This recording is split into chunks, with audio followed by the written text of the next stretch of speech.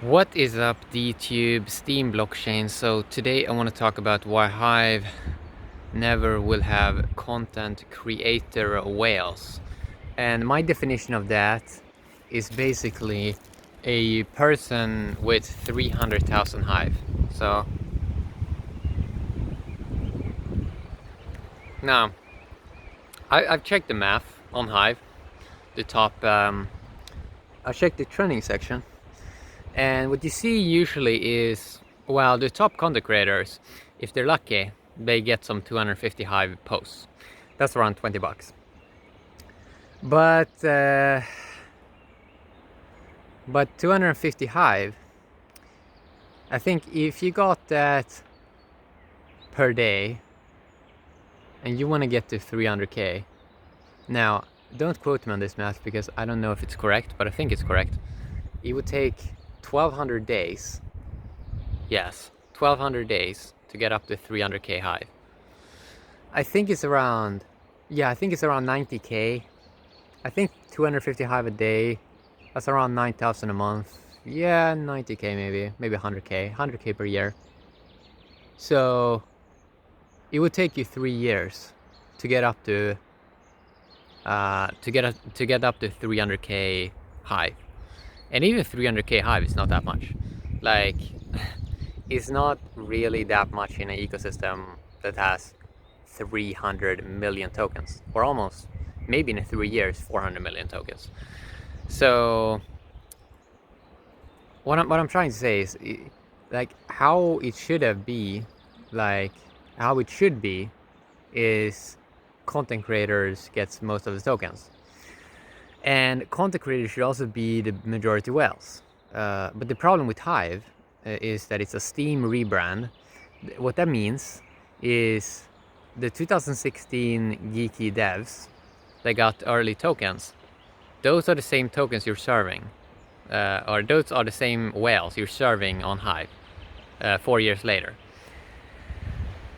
So that means that you're supposed to, like, so if you're a content creator, you're supposed to, like, work for a little for many years, and you barely even become like a mini whale. It's like, you look at this and it's like, isn't there going to be any other better opportunity out there where you actually can become a whale in a network where there are people working on this?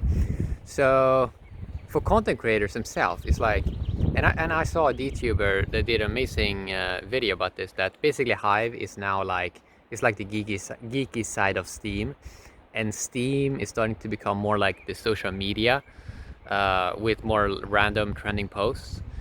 So you have all these geeks on Hive, you know, they got tokens 2016, but they're not that interested in the social media aspect.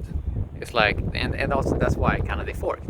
Probably also why they're so passionate about it, because they get rid of, like, the Steemit Inc. Ninja Mind fork. And they could also exclude some people that they did not like. So you have to consider this, like, do you enjoy being in an ecosystem where you never can become a whale? Because that also means that you're never going to have that much influence. And it's very expensive. Like, if you would try to buy in with fiat at these prices, you would have to pay a lot of money. You would have to pay a lot of money.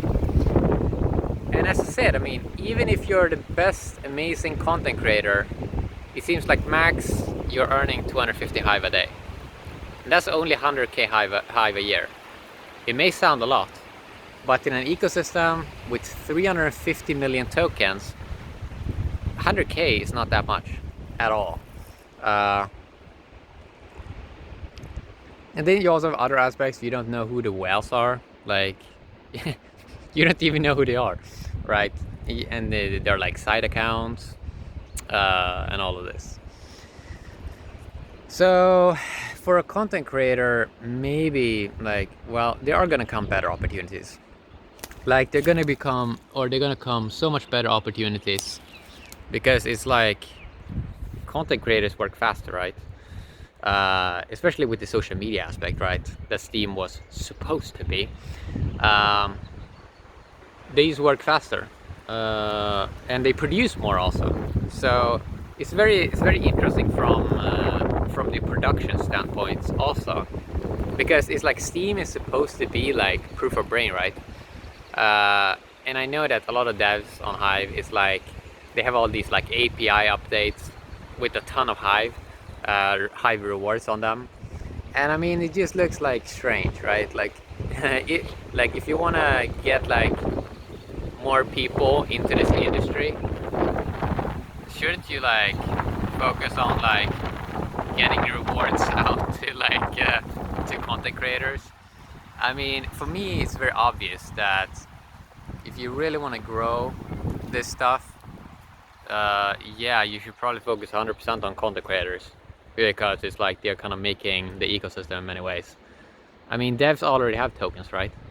They got them 2016, man. So yeah. Um, so that's what I wanted to talk a little bit about today. Yeah, it's like they won't become whales. Like you will never have content creator whales in Hive. Like this is extremely important to know. Same as, I mean, we had a few, I think, almost on Steam. I think we had a few with like 300k tokens, but it were so few people, maybe like a couple accounts, and they all power down.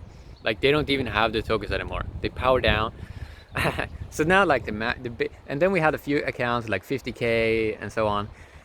But back then it was like 50k meant something. Even 30k Steam, it meant something because it was like $5. Oh my god, it's worth something, right?